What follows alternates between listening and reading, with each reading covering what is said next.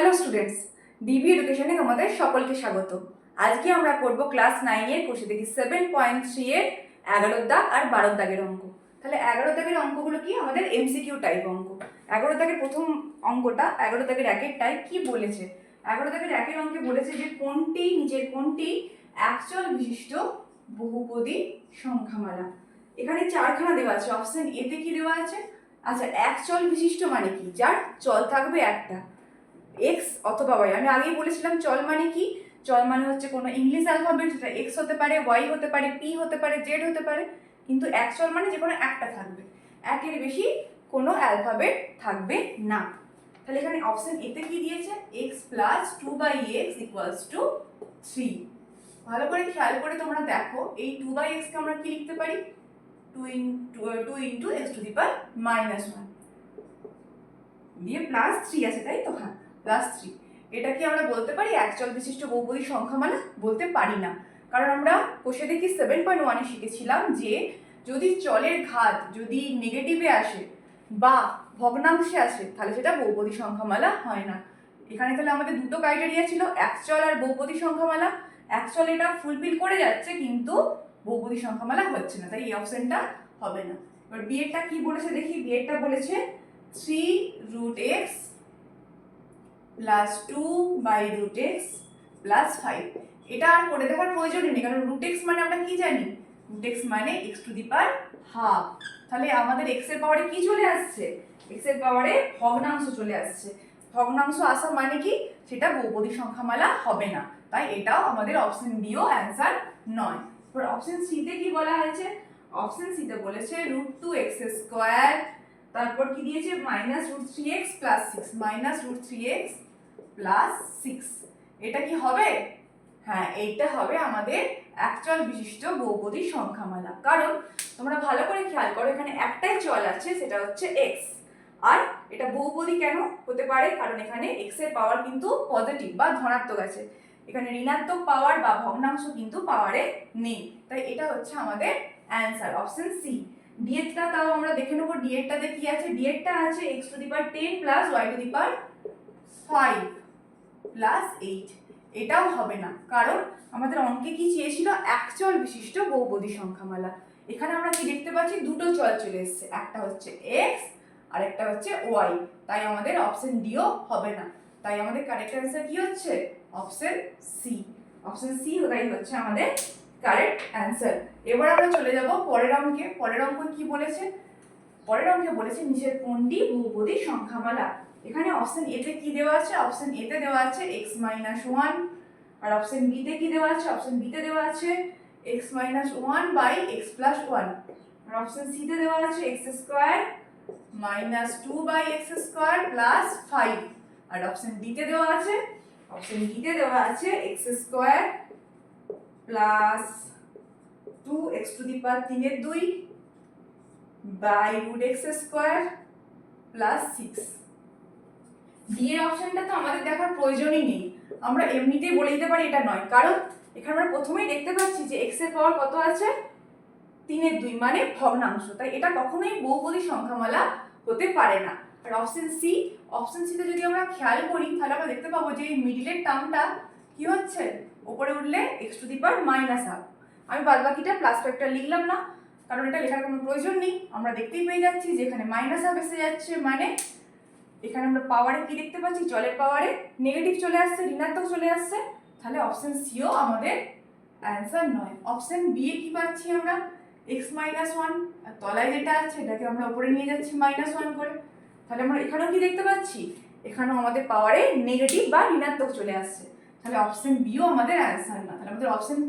তাহলে আমাদের কোন অপশনটা answer? Option A. Option A হচ্ছে x-1 হচ্ছে আমাদের কারেক্ট অ্যান্সার। এবার আমরা চলে যাব 3-এর দাগের অঙ্কে। 3-এর দাগের অঙ্কে কি বলেছে আমরা দেখব। 3-এর দাগের অঙ্কে বলেছে, আচ্ছা এবার আমরা চলে যাব 3-এর দাগের অঙ্কে। 3-এর দাগের অঙ্কে কি বলেছে দেখব। 3-এর দাগের অঙ্কে বলেছে যে নিচে কোনটি রৈখিক বহুপদী সংখ্যামালা। প্রথমে আছে x + x², এটা কত ঘাত? এটা হচ্ছে দ্বিঘাত। তারপর কি আছে? x + 1, তারপর আছে 5x square minus x plus 3, তাই তো। এবার বলেছে যে কোনটি রৈখিক। রৈখিক মানে যেখানে আমার রৈখিক কোনগুলোকে বলা হয় যেখানে আমাদের চলে সর্বোচ্চ ঘাত কত হবে, 1 হবে। তোমরা ভালো করে খেয়াল করে দেখো, এটা তো দ্বিঘাত সমীকরণ, কারণ এখানে x এর সর্বোচ্চ ঘাত 2, আর c এরটা কি, এটাও দ্বিঘাত, কারণ এখানেও x এর সর্বোচ্চ ঘাত 2। আমি d এরটা কেন তুলিনি, কারণ d এরটাতে দেখতে পাচ্ছি যে এখানে x এর পাওয়ারে এখানে এখানে 1/x আছে, মানে এটাকে যখন আমরা উপরে তুলবো x টু দি পাওয়ার -1 হয়ে যাবে, তাহলে x এর পাওয়ারে নেগেটিভ চলে আসবে, তাহলে সেটা তো বহুপদী সংখ্যামালা কখনোই হবে না, তাই রৈখিক হওয়ার কোনো প্রশ্নই উঠছে না। তাহলে আমাদের উত্তর কি হবে, এইটা অপশন বি। কারণ আমরা কি বললাম যে রৈখিক মানে কি বোঝায়, যেখানে x এর সর্বোচ্চ ঘাত কত হয় বা x এর সর্বোচ্চ পাওয়ার 1 হয়। এখানে x এর সর্বোচ্চ পাওয়ার কিছু নেই মানে কত আছে, কিছু নেই মানে 1 আছে, তাই আমাদের কারেক্ট অ্যান্সার হচ্ছে অপশন বি। এবার আমরা চলে যাব 4 দাগের অঙ্কে। 4 দাগের অঙ্কে কি বলেছে দেখো। 4 দাগের অঙ্কে বলেছে যে নিচে কোনটি দ্বিঘাত বহুপদী সংখ্যামালা। দ্বিঘাত মানে যার যেখানে চলে সর্বোচ্চ ঘাত 2 হবে বা সর্বোচ্চ পাওয়ার 2 হবে। এখানে এর অপশন কি বলেছে, এর অপশন √x - 4। এখানে দেখিয়ে বোঝাই যাচ্ছে যে x এর সর্বোচ্চ পাওয়ার 2 না, কারণ √x মানে x to the power half, তাহলে অপশন এ হলো না, তাই তো, কারণ √x মানে আমরা কি জানি, x to the power half. এবার বি এরটা কি বলেছে, বি এরটা বলেছে x³ + x, তাহলে এটাও হলো না, কারণ আমাদের কি চেয়েছে, দ্বিঘাত। দ্বিঘাত মানে x এর সর্বোচ্চ পাওয়ার 2 হবে। সি এরটা কি বলেছে, সি এরটাও দেখো x³ + 2x + 6, মানে এখানেও x এর সর্বোচ্চ ঘাত 3 হয়ে যাচ্ছে, এটা তাহলে দ্বিঘাত হচ্ছে না, ত্রিঘাত হয়ে যাচ্ছে, তাই এটাও আমাদের হবে না। তাহলে অ্যানসার কি হবে, অপশন ডি। অপশন ডিতে কি আছে, x² + 5x + 6। এইটা কেন আমাদের অ্যানসার হবে, মানে এখানে তোমরা ভালো করে খেয়াল করো যে x এর সর্বোচ্চ ঘাত এখানে 2 বা x এর পাওয়ার এখানে 2 হচ্ছে, তাহলে আমাদের কারেক্ট অ্যানসার কি হচ্ছে, আমাদের কারেক্ট অ্যানসার হচ্ছে অপশন ডি। তাহলে 4 দাগের কারেক্ট অ্যানসার হচ্ছে অপশন ডি। এবার আমরা চলে যাব 5 দাগে।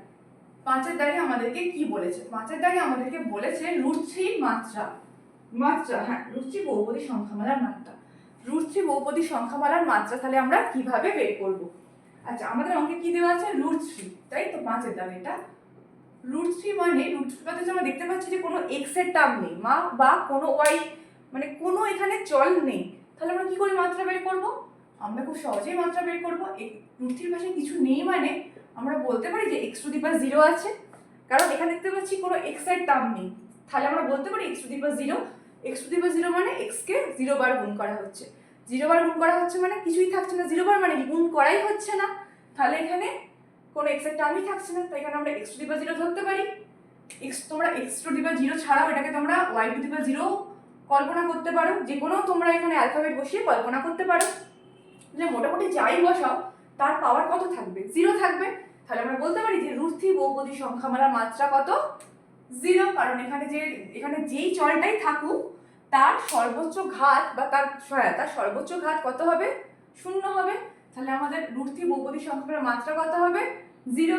0 এখানে কোন অপশনে আছে, এখানে 0 আছে অপশন ডি তে, তাহলে 5 দাগেরটার আমাদের কারেক্ট অ্যান্সার হচ্ছে অপশন ডি, 0। বোঝা গেছে এমসিকিউ গুলো। এবার আমরা চলে যাব 12 দাগের সংক্ষিপ্ত উত্তর ধর্মী প্রশ্নতে।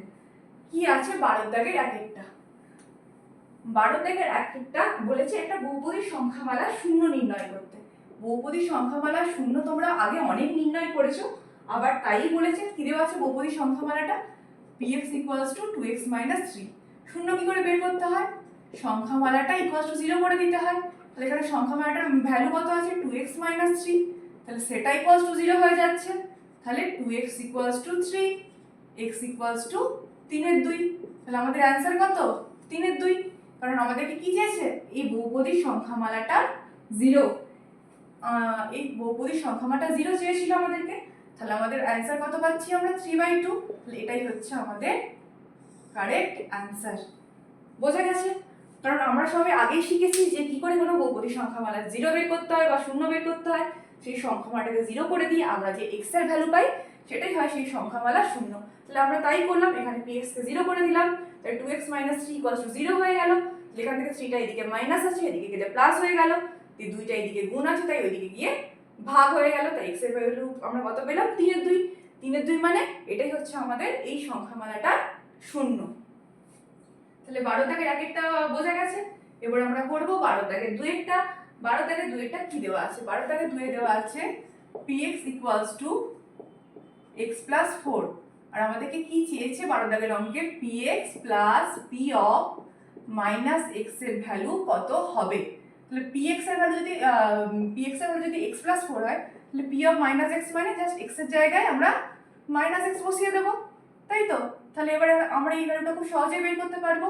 px + p of -x এই দুটোকে জাস্ট যোগ করে দেব পাশাপাশি বসিয়ে। যোগ করলে কি হচ্ছে? +x - x কেটে যাচ্ছে, আর 4 4 8। তাহলে এটাই হয়ে যাচ্ছে আমাদের অ্যানসার, তাই তো? কারণ আমাদের অঙ্কে px দেওয়া ছিল, জাস্ট x এর জায়গায় আমরা -x বসিয়ে দিলাম। দিয়ে আমরা কি করলাম? আমাদেরকে এইটা যেহেতু ভ্যালু চেয়েছে, এই দুটোকে যোগ করে দিলাম। যোগ করলে আমরা দেখতে পাচ্ছি এখানে x আর x কেটে যাচ্ছে, কারণ +x আর -x হয়ে যাচ্ছে। তাহলে +4 আর +4 পড়ে থাকছে, তাহলে আমাদের +4 আর +4 যোগ করলে +8 পাচ্ছি। তাহলে +8ই হচ্ছে আমাদের অ্যানসার 2 এর দাগে।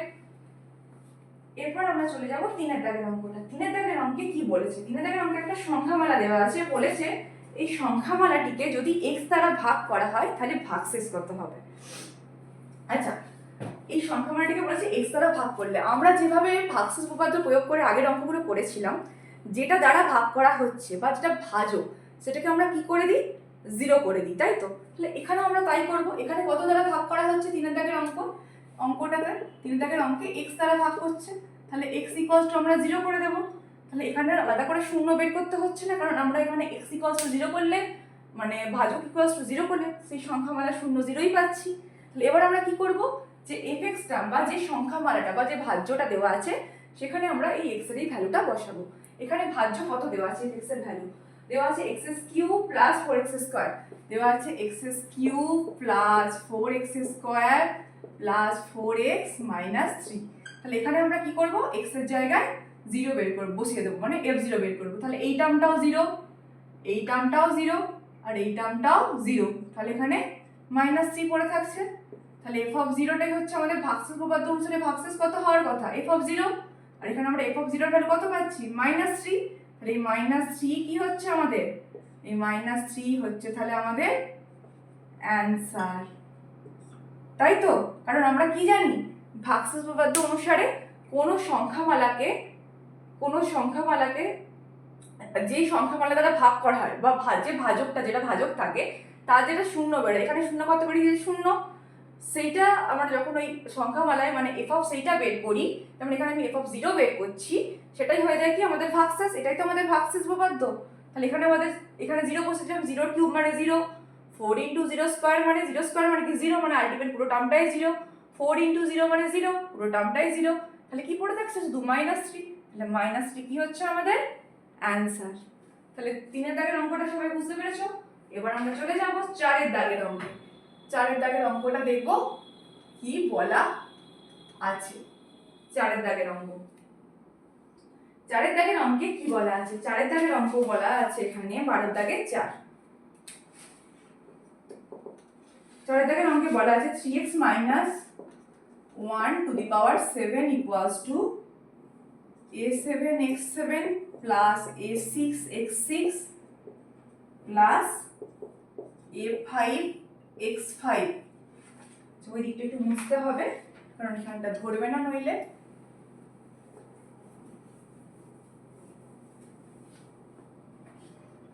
a5x5 দিয়ে এখানে ডট ডট করে কি দিয়েছে? a1x1 + a0, তাই তো? আর আমাদেরকে এখানে কিসের ভ্যালু চেয়েছে?